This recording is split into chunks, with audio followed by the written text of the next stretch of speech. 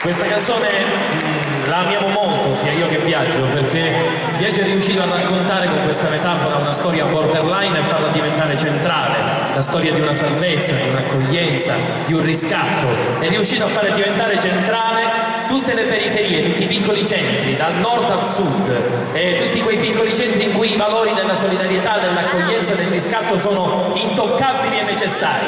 Empoli stasera è il centro del mondo, perché questi valori ce li ha tutti. Perché questo è il grido di speranza di tutto il sud. Grazie Biagio Antonacci.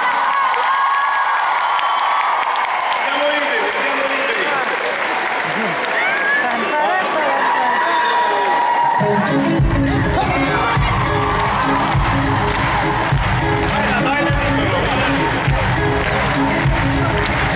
Mio fratello era forte di bello, più bello di me.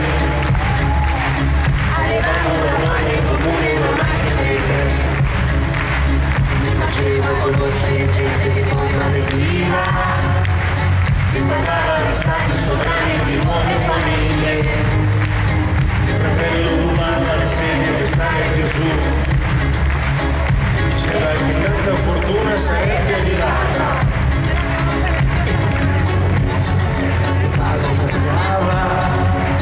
Lo guardava negli occhi e temeva di averlo capito. E allora? Salta l'uomo che bussa alla mia porta, salta l'uomo che canta alla finestra, salta l'uomo che scrive, salta l'uomo che ride, salta l'uomo e sarà un giorno di festa. Mai più, mai più.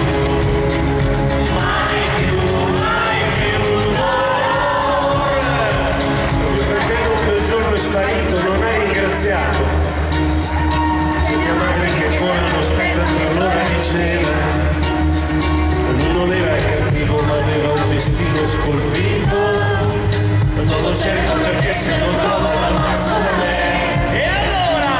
Santo l'uomo che bussa alla mia porta, santo l'uomo che canta alla finestra, santo l'uomo che scrive, santo l'uomo che ride, santo l'uomo sarà un giorno di festa. Come? Mai più, lassù, mai più, mai più, mai più d'oro.